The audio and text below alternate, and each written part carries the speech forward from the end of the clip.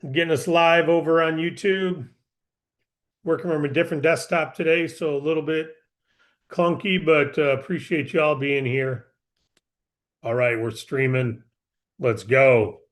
All right, guys, David Rutz here, David Allen Capital. My pleasure to be with you. If you're here for the first time, this is our team building Zoom, and this is where we talk about people who want to enroll individuals into their team, into their broker team. Of course, it's an optional thing. Not everybody who's a broker with DAC does this, but if you're here, it's because you said you want to do this, right? You're wanting to build a team. Now, what I want to talk about today, obviously, our training, we've got our training in other places. We come here to just have discussions we call pro tips.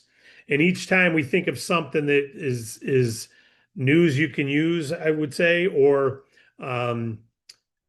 hacks or secrets or things we've learned over time. And we bring these to these calls and then we take your questions. And so sometimes it's redundant, but that's okay because you end up talking about the things that matter most for building your group.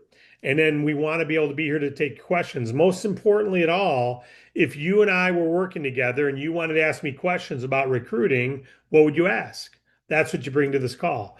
If you're not sure how to approach someone, you bring it to this call. If you're not sure what to do with someone who's sitting on the fence and they said they're going to get after it and they're not getting after it, what do you say to them?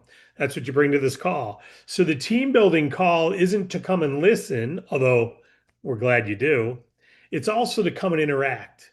So please, where the most value comes is when somebody says something like, I got this person who's watched the presentation 3 times.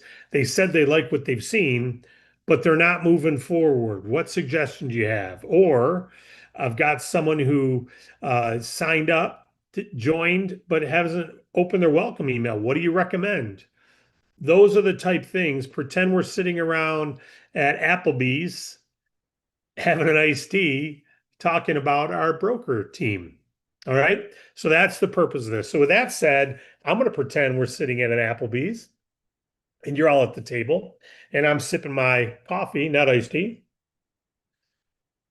out of my kick butt DAC mug.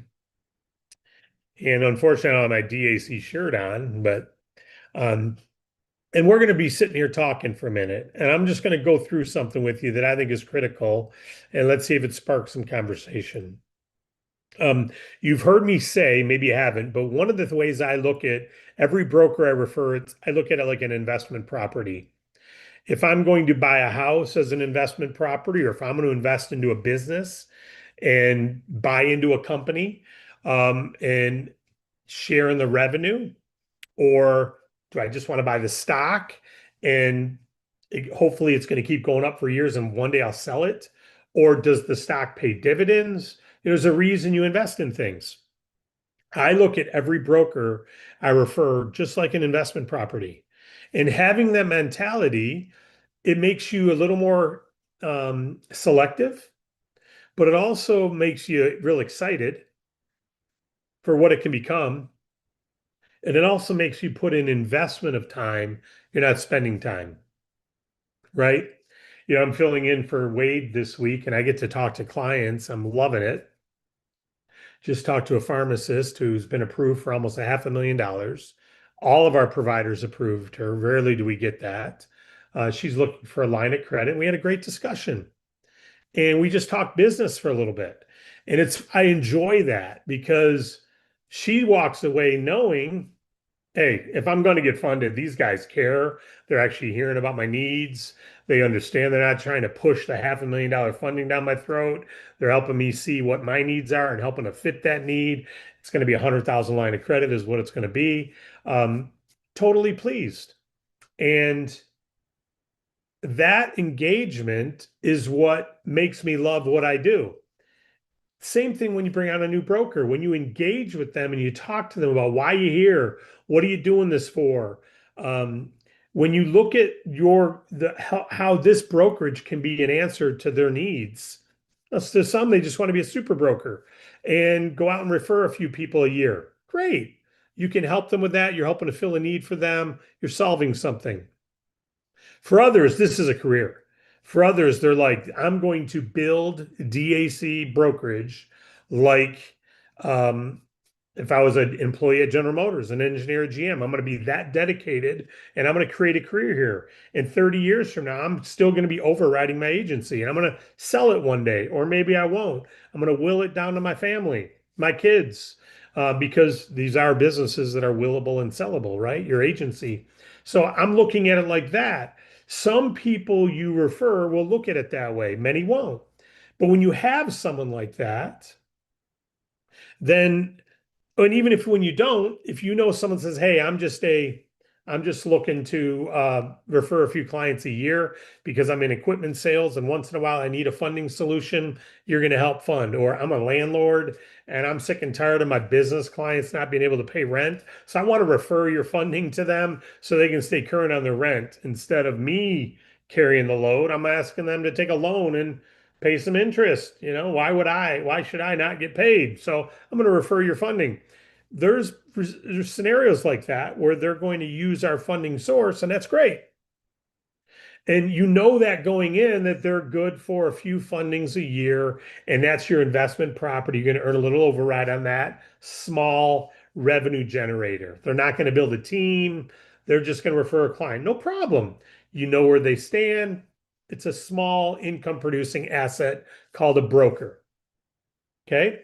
Then there's another individual who says, I'm going to turn this into my career and I'm going to try to refer 5 or 10 clients a month. Beautiful. Now, that investment property for you can be, you're getting a percentage of revenue, can be a much greater investment of your time, right? It makes sense for you to focus on them, help them more. Their intentions are much higher, right? And there's a third category person who says, I'm going to be a market leader. I'm just not going to get clients as a super broker. I'm going to be a market leader, and I want to have an agency of hundreds and hundreds and hundreds of brokers that I override, and you get to override that too. That's a third category. So knowing that, if you're out there building a brokerage and your goal is to recruit a team, then my suggestion to you is you identify their reason why. That's why we end our presentation with inform. Or you just want to be a broker, a team builder, or a market leader? When they inform you, listen, right? And of course, listen. But more importantly, when I say listen, that means respond accordingly. If someone wants to be a super broker, make sure they're getting all the training. Make sure, ask them how many clients you're looking to help each month as we put a plan together. Oh, you're only looking to help 1 or 2 clients a year? Okay, no problem. You're looking to help 1 or 2 clients a week? Great. And it helps you gauge the investment of time you should put in. Okay.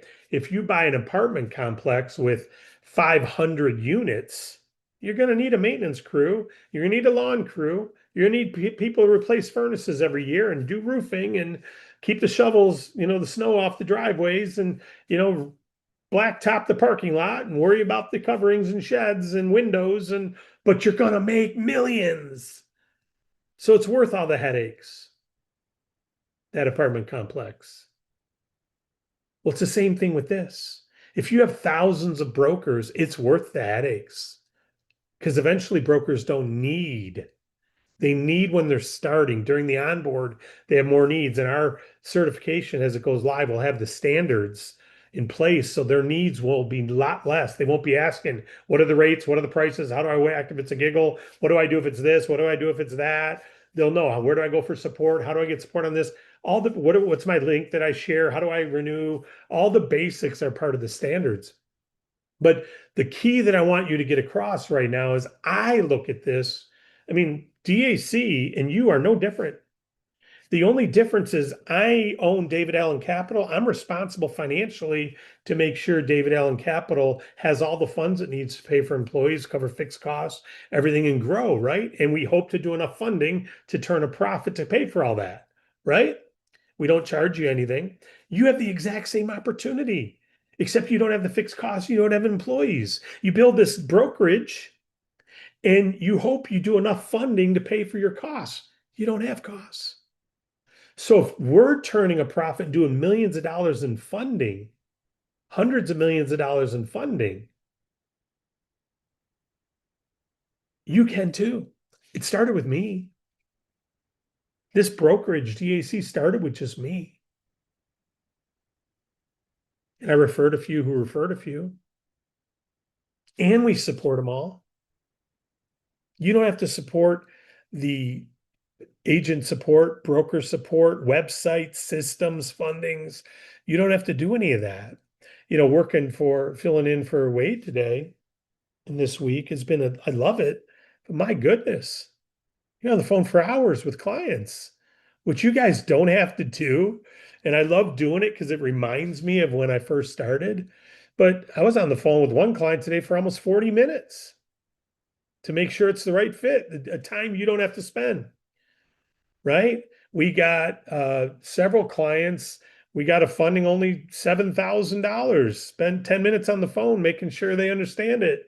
And what's the commission going to be? You are going to make, let's just say it funds on 7,000. Let's say you make 4%. You're going to make 280. That's only 280. You know what we're going to make on that? About 1%, about $70. Yet we still spent 20 minutes on the phone with them, or 10 or 5, right? So you don't have to worry about those cost systems. We've got fixed costs almost $1 million a year. Now, we do enough funding to pay for, right? So now I say to you, investment property mentality, if it's worth it for me to say, let's go build a broker network, and we've got $1 million, almost $1 million a year in cost to cover, how much, and we're making a lot less as a percentage than you and the team. Think of the size of your opportunity here. Think of your size. So you refer a new person. Broker one is someone who's just going to get fundings themselves. 1 or 2 a year, no problem. 1 or 2 a week, love it. Even more, you support the 1 or 2 a year. We've got systems to support them. You reach out to them once in a while, come along. They may refer someone. Everyone they refer, you got to find out. What are you looking at? Are you looking at just individual referring once in a while, referring a lot, or being a market leader?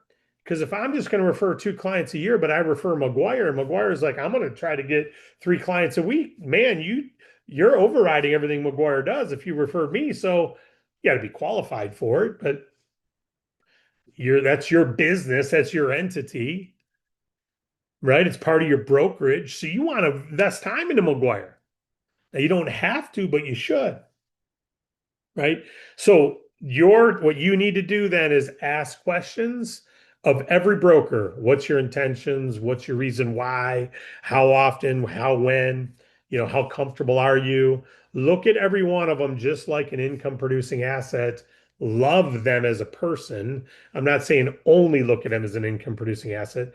Love them as a person, encourage them as a person, encourage them as a partner of yours, and also judge, respond accordingly based on what they say they want to do, respond accordingly, and how much time you invest into them. Fair enough? And then if you have a team of people who are all saying the same thing, let's say you got 10 people who say, I'm trying to get 3 or 4 clients a week. What do you do with those 10? You put them on a private Zoom once a week, every day. You have a huddle every day with the people who are trying to get 10 clients and say, hey, when should we all get together in my group? If I did a huddle every day for people trying to get clients every single day, many people would come that aren't trying to get clients every day. They just attend the Zoom. And there's social disproof instead of social proof. How many of you got a client this week? None, none, none, none, none. How many are trying? None. I'm listening because I like to listen. But if you got 10 who are really trying, guess what? You got 10 who are really trying, you invite them to your Zoom. Private Zoom, you invite them to. And now you meet with them and you all talk about your success stories and micro successes. What's going on? What did you get? How did you get here? What did you get there? And you motivate each. Let's meet at 9 a.m. and we'll meet again at 5 on the Zoom channel. Let's go. And you go and grow and you come back and you talk. And all of a sudden you've got others who are market leaders. What do you do with your 4 people who say they want to be market leaders? You have a market leader Zoom with just you and the people who said they're going to be market leaders. What do you do with those who want to build a team? You hold a BizOp overview like we do. Everything we're doing, copy it. Do a leadership meeting, do a team building training, do a biz op overview. You don't have to unless you're a leader, but you can see how if you've got these things, you can turn your business faucet way up. You control it. Now, the good news is if you're partnered with someone, you don't have to because we're willing to do it too. You can plug them into ours, but ask the question, find out, sort the team, and invest accordingly. That's what I'd say to you if you're sitting across the table from me. And then I'd find my final question would be, so how many people do you have right now who are trying to get at least one client a week? How many do you have? Ooh, I don't know. Okay, we'll find out, right?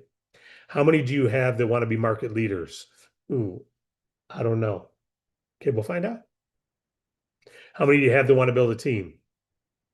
I don't know. Okay, so find out. And once you know those three things, those are three gauges.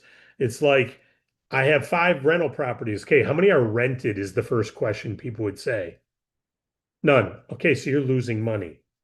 You guys can't lose money, but you cannot make money, right? So how many people do you have that are trying to generate customers right now? That'd be the category 1, trying to get clients. Not just saying they want to, I mean, actually trying. Actually making calls, sending emails, sending texts, stopping in and handing out cards, talking to their warm market. You need to know that number, right? And if you have 10 new people starting your brokerage this week, that's great, but it means nothing unless you know what those 10 are trying to do or those 10 are trying to get clients. And we can assume they wouldn't join unless they want to refer our services, right? But there's a lot of people who join and don't get active, and they need your encouragement to be active. So we call that taprooting. So that's what I'd say. Find out from your team. Broker, super broker means they're going to try to get a lot of clients.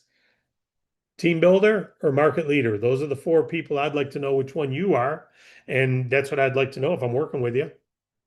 And then you categorize them and collect them, and you reach out to this group together and this group and this group. That's what we do. And then, of course, if you don't know, find out. And then you have an honest assessment of your business.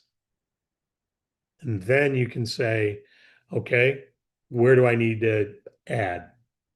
I need to add more people who are trying to be super brokers. I need to add more people who are trying to be team builders. I need to add more people who want to be market leaders because I want to build a solid agency. And you build a solid agency 5 years from today. I'm not building this for what we've done. I'm building this for where we're going. Me personally, 100,000 active brokers, active. I don't mean 100,000 on paper. I mean 100,000 active brokers is what I'm looking for. That's when I feel like we're an army making an impact, a strong enough impact. And you may say, I haven't even thought about that. I just want 100. Great, get to 100. But if you had 100 active brokers getting 1 client a month, you're getting 100 clients a month. That's great. If the average is 80,000, what is it? 8 million a month in funding you're doing, 100 million a year. And if you're making, call it 1%, you're making $1 million a year. It's a pretty good deal. If you're making 0.5%, you're making $500,000 a year. Pretty good deal. That's worth some money. What if instead of 1,000, you had 10,000 agents? Or instead of 100 new clients a month, you had 1,000 new clients a month. Now it's a $5 million business annually instead of 500,000, right? So that money is available here. I wouldn't have fixed costs as high as we do if we weren't trying to make hundreds of millions, not pay millions. We're not trying to have high fixed costs just to go, yay, see, we're real. We got a high fixed cost. No, we've got a high fixed cost because we have a lot of staff to fill, needs to fill, systems to buy to grow. And I've got a home office. I don't even have an office I'm renting. These fixed costs aren't because I've got an elaborate office. I'm sitting in my home office right now. We got a 2,000 square foot office in our basement. That's what I'm in. Pay nothing for it. Right. So most of our team works from Greenville is the only office we have. Greenville, South Carolina. All of our people work from the home. We're keeping costs down. So we're not looking to just have a big office to have a showpiece. like some people have to give you a nice tour and get you motivated so you join. No, we want you to win for the same reason we do. So if the market is big enough for us, it's big enough for you if you want to build it. So broker, super broker, team builder, or market leader, find out where they stand, then ask yourself, what do you need to backfill? What do you need more of? You need all of those. You need all of them. You need every one of them. How do you get more? And now between tonight, now and tonight, we got McGuire Tate doing tonight's business opportunity overview. He's excited. He was up here for the weekend. I know he had some great recovery time, rest, recovery. He's ready to rock and roll tonight. And I encourage all of you. I'm going to be at a funeral, so I won't be able to be there, unfortunately, to watch. But I'm asking all of you to bring your energy, bring chat bars, bring responses, bring good team etiquette, show up with enthusiasm. If he says something that speaks to you, comment on it, give it a thumbs up. You don't have to say all the stuff that's coming in the presentation later. You don't have to say one stop best offer, before we've gotten to the funding. So but you can just go along as if you're sitting in the attendance and you're sitting there and he says something and you like it, go, that was good. Thumb it. Give it a thumbs up, give a reaction, give some great team etiquette because social proof helps. All right. There's a reason Trustpilot exists. People want to see reviews. Well, guess what review happens in a live presentation? A thumbs up, a chat bar saying something. If your video's on, nodding your head. If your video's on and you're doing this while he's talking,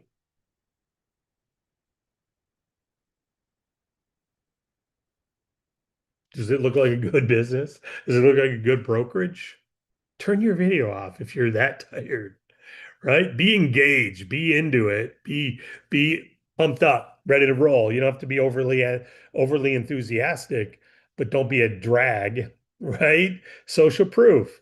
If you're at a comedy and it's funny, laugh. Don't go, "Hmm," right? McGuire won't see all your feedback, but everyone else does, right?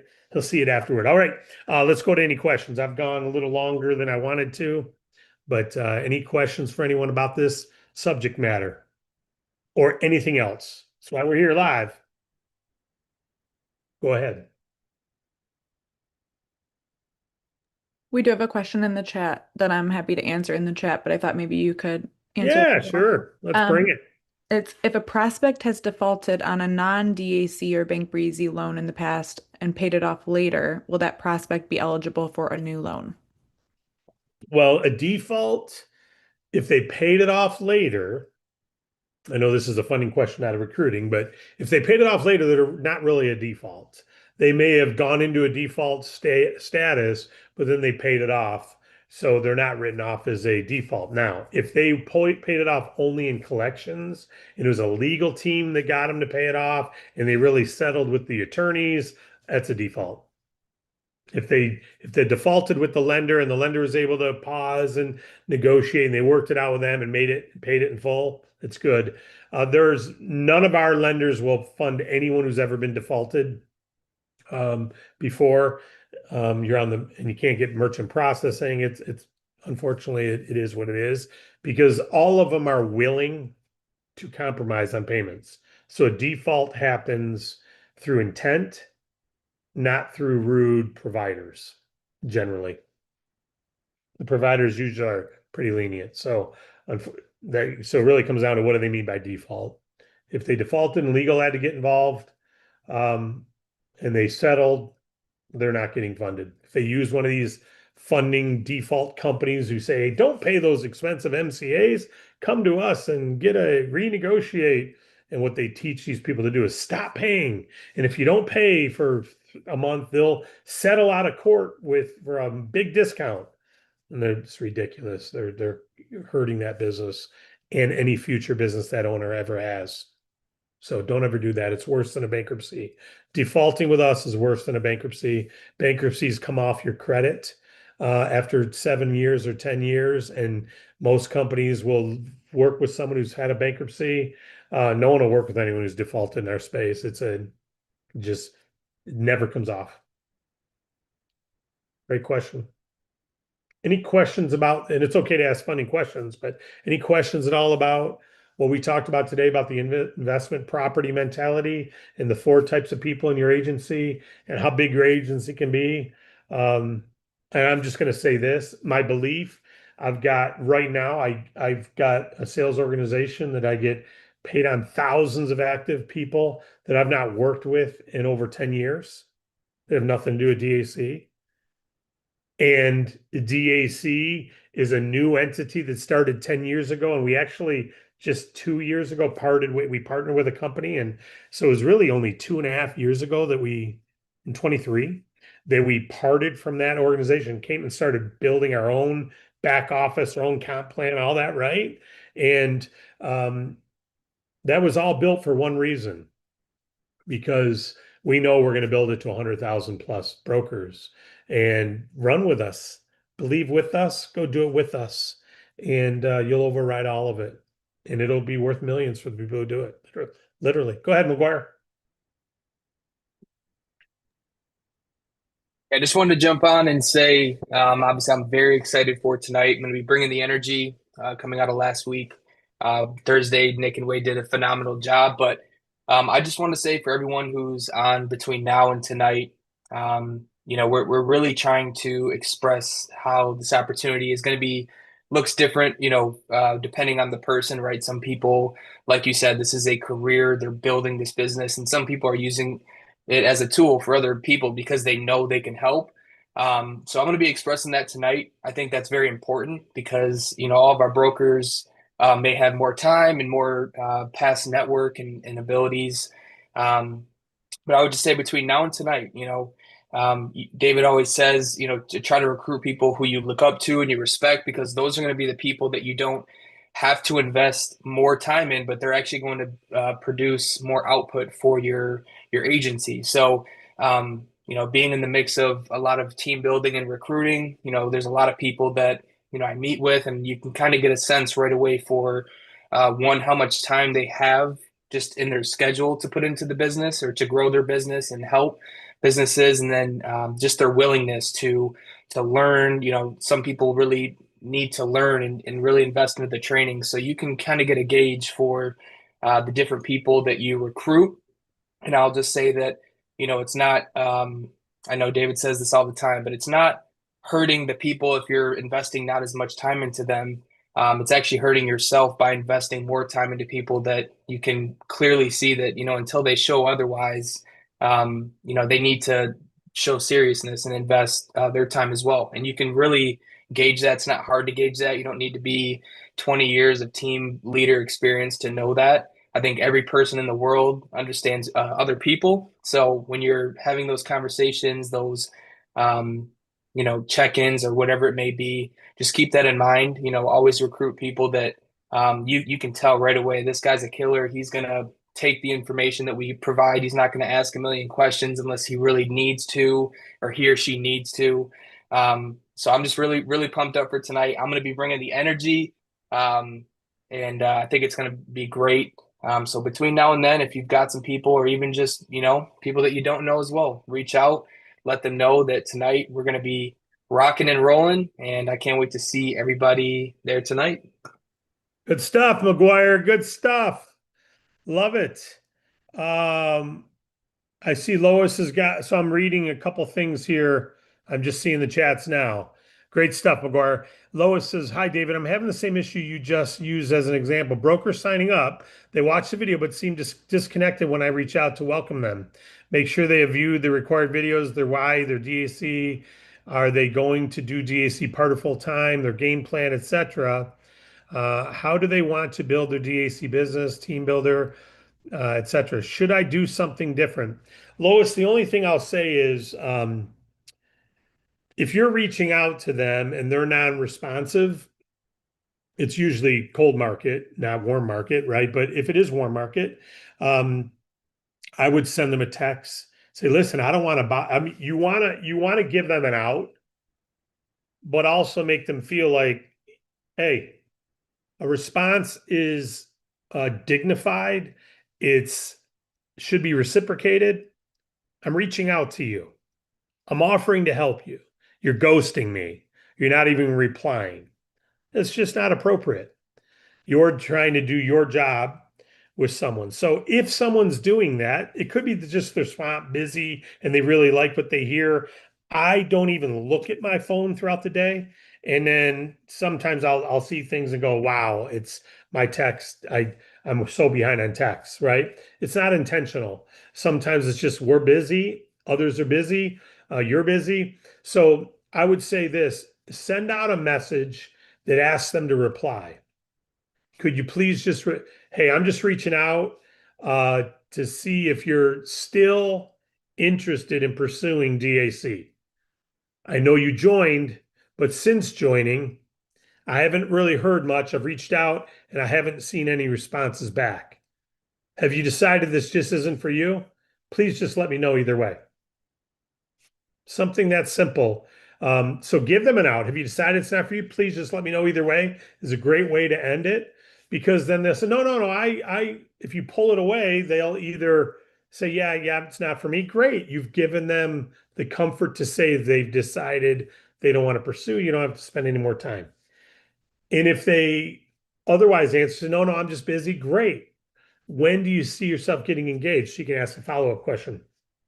Now, if they ghost that response, I would give it a minute. I would circle back and say, I'm just circling back to see if you saw my last text, because I politely asked you to simply respond. So please, not trying to bother you. I'm just also doing my job as a good enroller. Can you let me know that you're not interested if you're not, or that you are if you are? Just let me know either way. I would ask them a second time. After that, they're next, right? You don't need to reach out anymore. So other than that, I would unfortunately say not everybody is going to do this. Usually they'll respond though, right, Lois? And so I would say our broker, who you recruit. Some people, if they don't even have the dignity to respond to a text, um, you know, they're not really successful in life. Nobody ignores people. They may take a while to respond, but they don't ignore, right? They don't ignore you. So as long as you're polite to them, they'll be polite back. So I would say just reach out again, but put them into your group reach outs. They're in the group reach outs. They're in you send one text out to the 20 people that aren't real active and say, don't forget BizOp overview tonight in case you want to attend again or invite anyone. Just a little reminder. That's all. Hey, don't forget agent update tomorrow. A lot of great stuff going on. Just reminding in case you want to plug in, or if I can help with anything, let me know. And you send that to all 30 of your non-active people. It's a group email, group blind copy, all of them, whatever. And great, Lois. Cynthia, I've learned more important tidbits of understanding. Great. That's why we do this. I'm the tortoise and clarifying the business, helping the someone who had. Hey, Cynthia, that's great. Great. Yeah, okay, then let's just say this. I agree with McGuire. Tonight's going to be a great night. I'm sorry I can't be there. I love being at all those. I don't miss them unless I can attend, but I won't be able to attend this evening. Paying respects for someone's spouse, but so I won't be here. But between now and then, we will be sending out a reminder. I will be talking to your clients, and I will be praying for success between now and tonight for you and your team, that the right people are here, the right people are led here, and the right people who want to help make an impact in the community are brought to our army. This is a mission, and this is a mission field, and it's to save businesses and to reward you and your family with a super successful lifestyle. All right. I have nothing else. I don't see anything else from anyone else. So let's rock and roll. Go get them tonight, McGuire. Looking forward to it. I'm going to send a reminder to all the agents.